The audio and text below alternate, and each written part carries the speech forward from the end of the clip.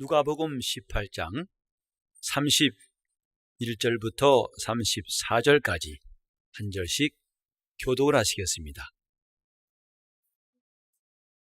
예수께서 12제자를 데리시고 이르시되 보라, 우리가 예루살렘으로 올라가노니 선지자들로 기록된 모든 것이 인자에게 응하리라.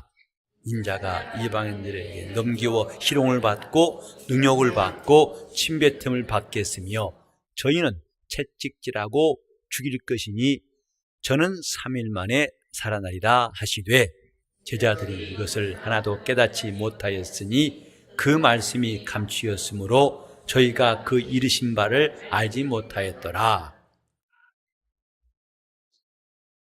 신앙생활은 방향을 가지고 시작해야 됩니다. 곧 우리가 어디서 출발했고 어디로 향하는가, 이것을 알고 하는 것이 영적 생활입니다. 불교에서는 윤회설을 주장합니다. 그래 모든 것이 돌고 돈다.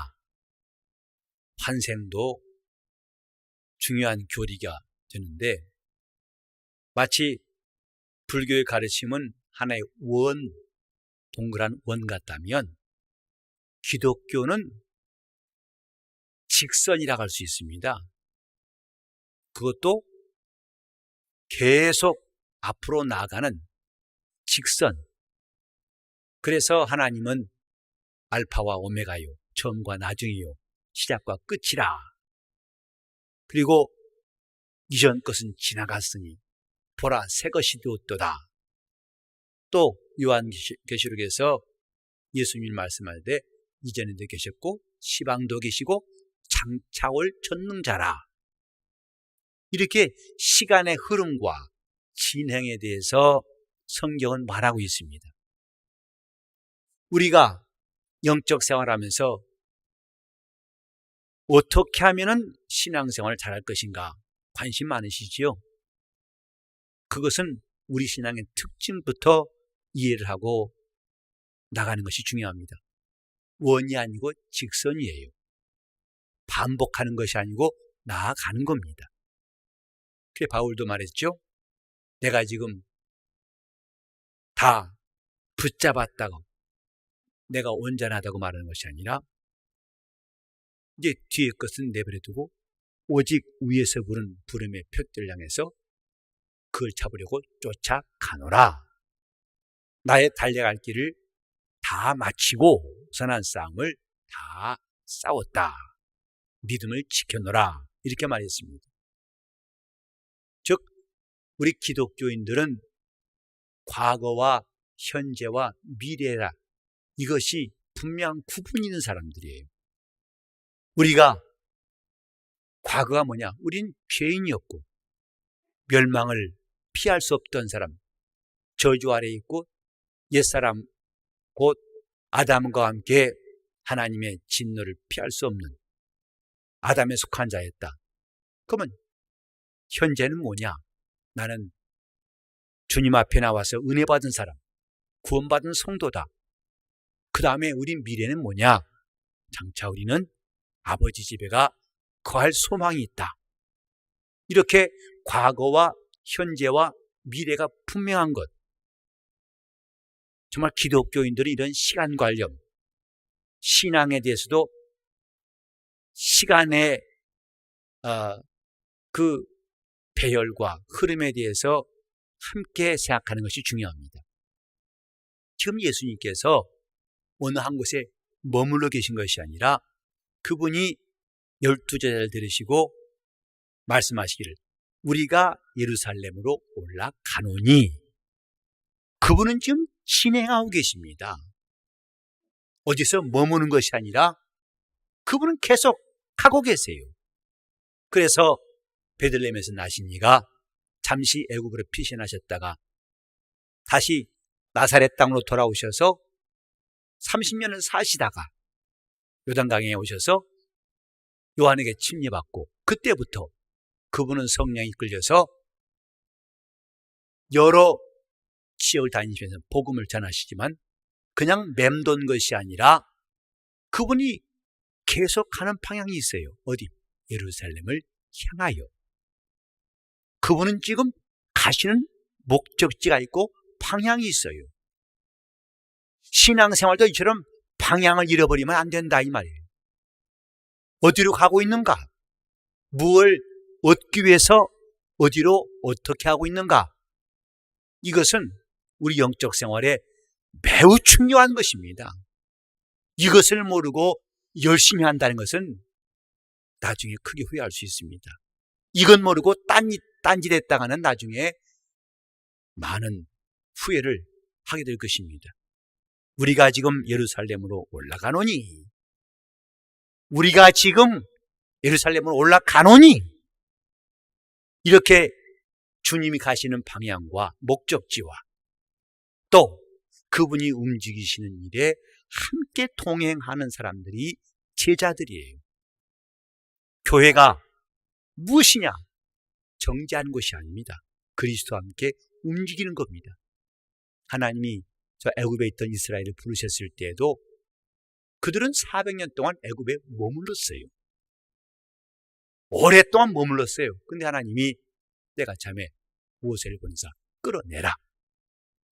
그들 보고 움직이라 하신 거예요. 그때부터 이스라엘은 애굽서부터 가나안을 향해서 계속 행진 중입니다. 그게 광야 40년이에요. 그걸 종종 성도들의 생애로 비유합니다. 애굽에 있던 이스라엘은 마치 우리가 마귀 권세 아래에 있어서 불신자로 살았던, 죄악 가운데 살았던 이전 생활이고, 그 다음에 광야 40년은 성도들이 이제 비로소 주님을 따라가는 공생애이고, 그리고 가나안 복지는 마침내 우리가 들어가야 할 영생의 나라이고, 40년 동안 이스라엘은 행진했어요. 근데 그 40년이라는 것이 구태여 멀어서 40년이 아니고 그들이 불순종에 40년 걸린지 아십니까? 원래 왕의 대로라에서 오늘날 말하면 고속도로죠. 애굽에서부터 가나안까지는 지중해 해변을 따라가는 그 큰 길인데 그 길로 가면 일주일이면 간다는 거예요. 그 길을 40년 걸렸어요. 왠지 아십니까? 그 많은 무리가 움직였기 때문에 더디기도 했겠지만은 구약 성경 보면은 애굽을 떠나가지고 바로 요단강 건너편에 이제 지척에서 저 여리고를 바라봤을 때까지 그 기간도 사실은 1년하고 몇 개월밖에, 1년에 한 3개월밖에 안 됩니다. 그렇게 그들이 하나님의 인도받고 하나씩 따라왔을지라도, 천천히 왔을지라도 일주일이 아니라 아무리 천천히 와도 1년 약 3개월밖에 안 돼요. 나머지 38년 8개월, 9개월은 뭐였을까요? 그들이 불순종함을 하나님 그들 돌이키셔 다시 광야로 들어가게 해서 거기서 모래시계 마냥 그들이 방황했던 시간이 38년하고도 약 9개월입니다. 우리가 지금 예수를 믿지만은 예수 믿는 40년 가운데에서 정말 제대로만 한다면은 한 1년 정도밖에 안 걸리는 것을 40년 가는 것처럼 우리 삶 속에도 이스라엘처럼 방황한 시간이 참 많습니다. 이리저리 방황하고 한눈 팔다가 시험 들었다가 넘어졌다 일어났다가 실제로 간 거리보다도 그건 적어도 한 약 40분의 1이면 갈 수 있는 것인데 실제로는 약 40배가 걸린 거예요. 전에 기사 보니까 자동차가 운행할 때에 그 연료가 필요하겠죠. 기름. 그 연료를 소모해가지고 차가 움직이는데 실제로 자동차를 움직이는 힘은 연료의 5%밖에 안 된대요. 그럼 뭐냐? 나머지는 차 무게 때문에 95%는 그 무거운 차를 감당하느라 95% 들어가고 움직이게 하는 힘에는 정작 들어간 것은 5%라는 거죠. 그러니까 무거운 차일수록 그만큼 연료를 많이 소모할 수밖에 없어요. 불필요한 집은 빨리빨리 버리고 가라는 거예요. 트렁크에 잔뜩 이것저것 싣고 다니는 것은 그건 효율적이지 않습니다. 영적 생활도 마찬가지예요. 이것저것 무거운 짐을 지고 가면은요, 그건 신앙생활을 단 1년 만에 도달할 수 있는 것을 40년 걸릴 수가 있어요. 다 뭐냐?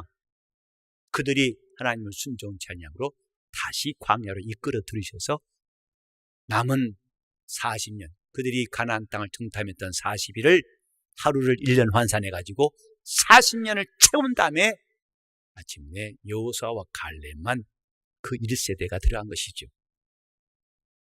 이런 일들이 우리에게 교훈이라고 그랬어요. 그들이 방황했던 것 남의 일이 아니다 이 말이죠. 오늘날도 우리 영적 생활에 이런 비효율, 그냥 갔으면 1년 만에 갈 수 있는 그런 거리를 40년 걸려서 간신히 가는 것처럼 우리 신앙생활에도 이런 낭비가 있고 방황이 있고 혼란이 있고 낙심이 있고 시험이 있고 장애물이 있다는 것을 깨닫는 사람이 지혜로운 사람이에요. 어디로 가고 있는가? 예루살렘을 향하여. 목표는 정했을지라도 방황하니까 또 엄청난 희생이 필요하고 낭비가 있고 손해가 있다는 사실을 성경에서 우리가 배울 수 있습니다. 우리가 지금 예루살렘으로 올라가는데 그 길이 뭐냐? 바로 선지자들로 기록된 모든 것을 이루시기 위함이에요. 그분이 가신 길은 그냥 모험 삼아 가시는 것이 아니라 이미 선지자들로 미리 하신 말씀을 모든 기록된 것을 응하시는 길이다 이 말이죠. 예수님이 가시는 길은 분명한 목적지 예루살렘, 이처럼 성도들의 목적지도 하늘의 새 예루살렘이에요. 그리고 그 길은 전부 다 비행기 타고 갑자기 점프하고 비약하는 게 아니라 차곡차곡 예수께서 예루살렘 가시는 그 길목마다 빼곡히 채워진 것이 선지자들의 예언이다. 그의 나심부터 그의 죽으시고 부활하시기까지 꼭 마치 바느질 한 뜸 한 뜸 하듯이 그렇게 채워진 것이 기록된 말씀입니다. 성도들이 이 땅에서 저 하늘나라 할 때까지도 그냥 믿습니다고 그저 마음 먹기에 따라서 금방 되고 안 되고 아니라 차곡차곡 가는 거예요. 차곡차곡 쌓여가는 겁니다. 그게 신앙생활입니다. 주님이 예루살렘 가시는 그 모든 길 하나하나가 예컨대 그분이 저 사마리아인 만나서 말씀하신 것도 이미 기록된 말씀을 응하게 하시는 것이고, 그분이 더 이제 감람산까지 다 오셔서 그 벳바게에서 어린 나귀를 불러내서 그걸 타고 가신 것도 선지자가 하신 말씀을 이르러 하심이고, 그 모든 마디마디마다 그리스도께서는 선지자들로 기록하신 말씀을 응하게 하십니다 이 말이죠. 오늘 저와 여러분의 신앙생활이 튼튼하고 건강하기 위해서는 우리도 기록된 말씀이 이루어지는 시간들, 기도하는 것도 우리 주님 말씀에 순종해서, 은혜 받는 것도 그 말씀에 순종해서, 봉사하는 것도 그 말씀대로, 우리가 순종하는 것도 그 말씀대로, 기록된 말씀대로 그 말씀을 우리가 벗어나지 않고 차곡차곡 순종해 나갈 때 우리도 그 기록된 말씀이 응하여지고 새 예루살렘에 들어갈 수가 있습니다.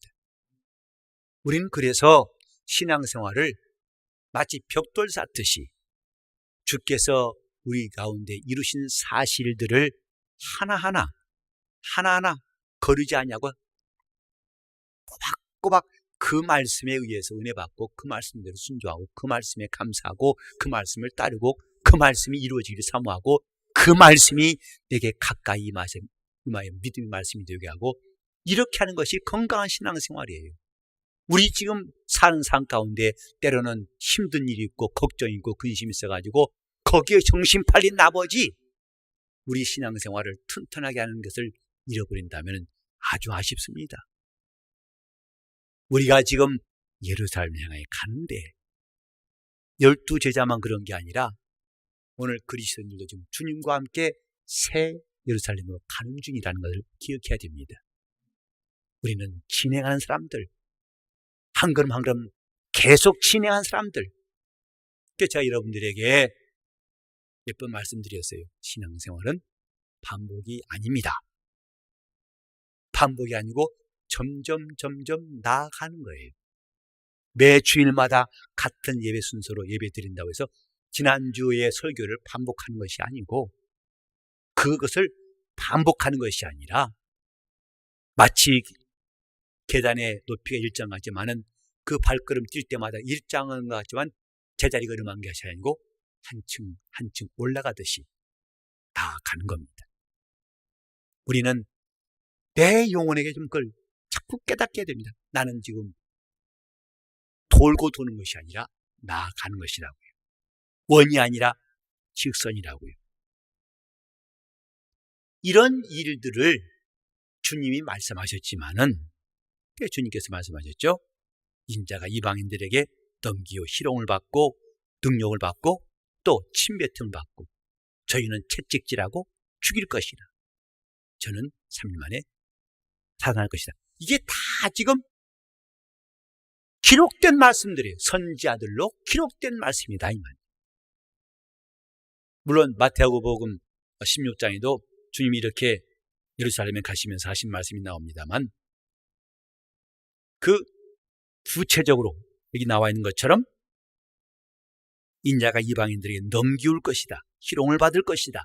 능력받고 침뱉음을 받고 또 저희는 채찍질하고 죽이고 저는 3일 만에 살아날 것이다. 이렇게 구체적으로 선지자들로 기록하신 말씀을 소개한 것은 누가입니다. 누가만 이렇게 기록했어요. 주님이 하신 일, 선지자들로 기록된 모든 것이 자기에게 응할 것이라. 주님은 지금 그분의 시간표대로 진행하신 중이에요. 성경은 하나님의 시간표입니다. 그 시간표를 눈여겨보는 사람들이 그리스도인들이고 믿는 자들이에요. 꼭 종말론, 예수가 언제 오신다, 그거 하나에만 흥분해가지고 그거 하나만 집중한 사람들은 전혀 건강한 신앙생활이 아니에요. 그분이 다시 오시는 것도 그분의 시간표 중에 있어요. 그러나 그게 사실이고 관심이 있다면 그 앞에 무슨 일이 있는가도 살펴봐야 하지 않겠습니까? 성경은 하나님의 스케줄, 하나님의 시간표. 주님은 그것대로 좀 가고 계시는데, 자, 마지막 절 보시면 제자들이 이것을 하나도 깨닫지 못하였더라. 여러분, 지금 이들은 주님과 함께 가고 있으면서도 깨닫지 못했더라. 안타까운 일이죠. 같이 가고 있으면서도 이것이 주님이 가시는 방향에 대해서 왜 가시는지에서 그들은 깨닫지 못하고 심지어 주님이 이렇게 구체적으로 말씀하셔도 깨닫지 못하더라. 어떤 사람은 심지어 예수님이 가시는 방향까지도 가로막았어요. 가지 마십시오. 예수님의 형제들도 그걸 때로는 조롱하기도 하고, 아, 올라가 봐요. 구원자라며 올라가 봐 하고 주님을 시험한 적도 있었습니다만 제자들일지라도 주님이 가시는 그 길에 대해서 또 그분이 직접 말씀하심에도 불구하고 그들이 상태는 뭐냐? 이것을 하나도 깨닫지 못하였다. 제자들만 안타까운 게 아니라 오늘 우리도 예외가 아니라고 생각해야 됩니다. 지금 교회가 하는 일에 대해서 관심이 있다면 성도들이 이것이 주의 뜻대로 한 일이라고 여긴다면 아주 열심을 지금보다 몇 값절 더 낼 수 있을 거예요. 교회에서 하는 행사는 주님이 우리에게 명하신 것들을 실천하는 것들입니다. 저는 그런 일을 해야 한다고 믿고 그와 거리가 먼 일들은 저는 하지 않으려고 마음에 늘 다짐하고 있어요. 아무리 다른 교회에서 한다 하더라도 그것이 우리 주님께서 명하시고 가르치신 것과는 거리가 있다면 저는 단호하게 그건 거절할 마음이 있어요. 아무리 사람들이 하고 싶어 한다 하더라도. 왜? 그건 자기 영혼에 유익이 없어요. 이것을 하나도 깨닫지 못하더라. 오늘 우리가 이런 상태가 아닌지 돌아보는 시간이 되었으면 좋겠어요. 나는 과연 주님의 스케줄을 깨닫고 있는가? 벌써 기도한 사람들 보면 그 시간, 그 방향, 그 뜻, 그분의 오신 목적을 실감하고 기도한 사람들도 있고 그냥 헛도는 기도한 사람들도 있고 자동적으로 자기 입에서 도는 대로 기도한 사람도 있고 그러나 그것을 생각하면서 주님, 내가 그 스케줄 속에 포함되게 하시고 나를 꼭 붙잡아 주셔서 주님과 함께 갈 수 있도록 간절한 마음으로 기도한 사람도 있습니다. 성경은 하나님의 스케줄이에요. 이것을 깨닫고 있는가? 오늘 우리 교회는 과연 주님이 가시는 방향과 함께 가고 있는지, 주님이 하신 일이 우연한 일이 아니라 이미 기록된 말씀대로 응하시는 것을 우리도 확인하고 우리도 그 말씀이 응하기를 사모하고 있는지, 이 제자들이 왜 깨닫지 못했을까? 여기 보면 그 말씀이 감추었으므로 했어요. 그 이르신 바를 알지 못하였더라고 기록하였는데, 첫째는 이 말씀이 감추었기 때문이다. 하나님이 하신 일들을 어느 때까지는 사람들이 알지 못하게 감추인 말씀, 이게 바로 율법입니다. 골로새서 1장 27절 8절에 보면 이 비밀은 만세와 만대라고 들어옴으로 감추었던 것인데 이제는 성도들에게 나타났고 또 이 비밀의 풍성한 것이 이방인으로 알게 하려 하심이라고 바울이 말했어요. 지금까지는 감추었던 것인데 이제는 성도들에게 나타났고 또 하나님이 적극적으로 이방인에게도 이 비밀의 풍성함을 알게 하려고 하신다. 나는 이 일의 일꾼이 되었도다. 나는 복음의 일꾼이 되었도다 라고 말했습니다. 하나님 말씀이 언제까지는 감추인 말씀. 그러나 진리라고 하는 것은 감추인 것을 열어놓은 거예요. 더 이상 보자기에 싸두지 않고 풀어 헤쳐놓은 것이다 이 말이에요. 이게 진리예요. 그러니까 예수 그리스도로 말미암아 공개된 하나님의 비밀, 이것이 진리라고 합니다. 율법도 법이고 진리도 법이에요. 진리란 헬라어 알레세이아란 말은 원래 법이란 뜻이에요. 그러니까 하나님이 지금까지는 알지 못하도록 그 비밀 속에 두셨지만은 이제는 그걸 공개하셨다. 예수 그리스도를 말미암아 공개하셨다.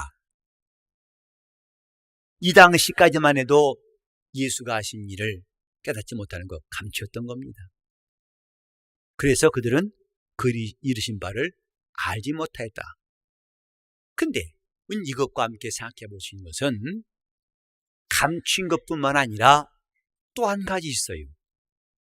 종종 요한복음 6장 같은 데라든지 성경 여러 군데 보면은 왜 그들이 주님 앞에 엉뚱한 일을 했는가가 나와요. 곧 예수께서 오병이어의 이걸 행하신 다음에 그들이 예수를 잡아서 이스라엘 왕 삼으려고 하더라. 그건 다 그들이 메시아에 대한 것의 일부분만 알고 있기 때문에 그래요. 편협한 것이다 이 말이죠. 한쪽에 치우친 것이다. 죄송합니다.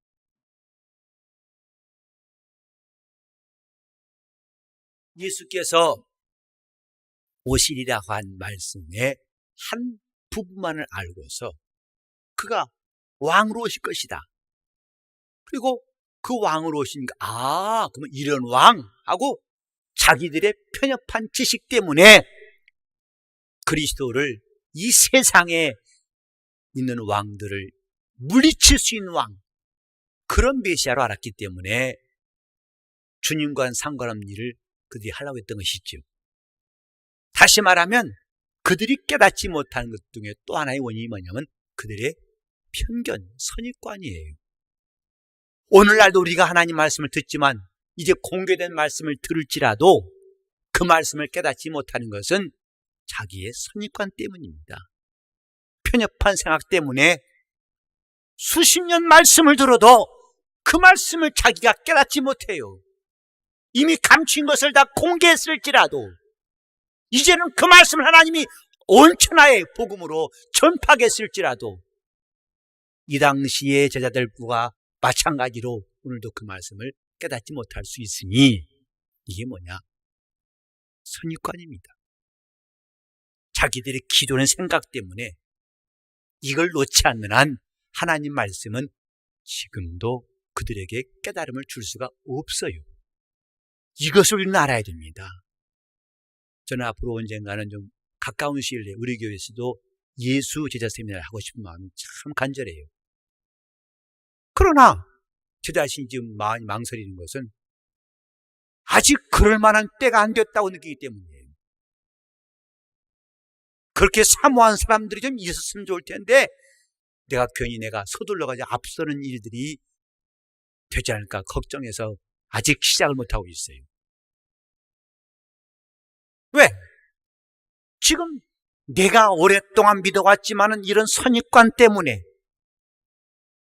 자신의 한 부분만 보고 다른 걸 보지 못하는 이런 것에 대해서 깨닫고 나도 제대로 성경을 잘 알았으면 신앙생활 잘했으면 그래 사모한 사람이 나왔으면 좋겠는데 그렇게 많은 사람이 있는 것 같지 않아요. 그럼 자칫하면 제 열심으로 하다가 결국은 시기를 제가 너무 일르게 잡아가지고 나중에 아쉬움을 남길까 봐 제가 지금까지도 기다리고 기도한 중입니다.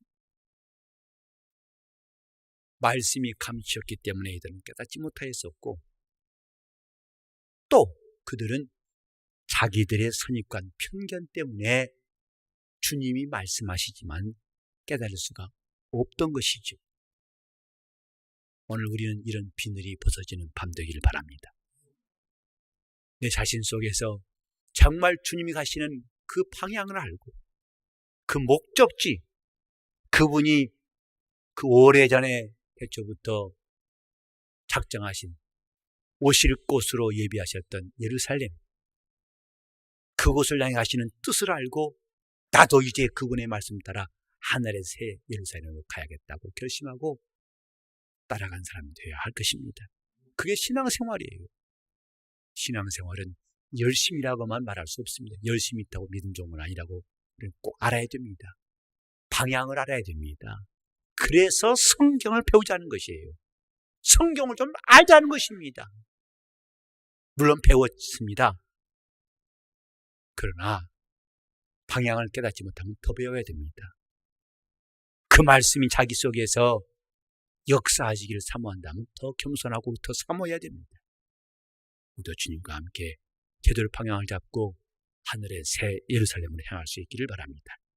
우리는 과연 내가 지금 멈춰 있는지 아니면 지금 누워 있는지 아니면 뒷걸음치고 있는지 아니면 주님과 함께 저 하늘의 새 예루살렘으로 나가고 있는지 자기를 진단하고 자기 영혼을 깨울 수 있는 10년 되시기를 예수 이름으로 축원합니다. 나갑시다. 우리는 전진합시다. 앞으로 나갑시다. 우리는 이렇게 흥청망청되고 또 뭐 할 때가 아니에요. 지금 셀 모임이라든지 기관 모임도 물론 처음에 낯가림 때문에 서로 친교가 필요하다. 저 인정합니다. 필요합니다. 그런데 거기서 머무르면 안 됩니다. 나는 기관마다 좀 기도하는 용사가 많이 나왔으면 좋겠어요. 모일 때마다 우리 기도합시다 라고 권하는 사람이 나왔으면 좋겠어요. 그러나 서로 눈치만 보고 어떻게 우리 재밌게 한번 해볼까? 이런 식으로만 한다면 우리는 앞으로 소망이 없어요. 친교도 중요합니다만 은혜 받아야 됩니다. 그래야 영혼이 제대로 신앙생활할 수 있어요. 은혜 받읍시다, 우리 기도합시다 하는 사람들이 기관에서도 셀에서도 많이 나와서 우리 교회 신령한 운동이, 신령한 역사가 일어났으면 참 좋겠습니다. 함께 기도하실 때 주여, 우리도 주와 함께 주님이 가시는 방향과 목적지와 가시는 이유를, 그분이 가시는 한마디 하나하나가 다 기록된 말씀대로 이룬 것을 나도 포기하시고 나도 주를 따를 수 있도록 통성으로 기도하시겠습니다. 하나님 아버지, 우리 영혼이 주님의 말씀을 듣고 주님과 함께 따라갈 수 있도록 역사하시기를 간절히 빌곤합니다. 주님, 우리가 주님의 손끝을 바라볼 수 있도록 도와주시옵소서. 하나님 아버지, 우리 영혼이 주님의 인도를 받는, 그래서 주님이 지시하시는 손끝을 바라볼 수 있도록 도와주시고 주님과 함께 가며 주님께 배우며 주님이 하신 일을 알며 우리에게도 주의 말씀이, 기록된 말씀이 응하도록 성도의 공생애를 살게 도와 주시옵소서. 이 길을 누가 왜 가냐 물을 때 그들에게 우리는 담대히 할 말이 있도록 도와주시옵시고, 우리 교회가 이처럼 주님의 시간표를 알고 주님과 함께 움직이는 거룩한 교회가 되게 하여 주시옵소서. 하나님 앞에 11조한 이주영 씨와 그 가정을 복 주시고 주님이 말씀하신 대로 하늘문을 여시고 싸울 곳이 없도록 하나님의 복으로 채워 주시옵소서. 주여 은혜 함께 하시오나옵고 예수 이름 받들어 기도를 드리옵나이다.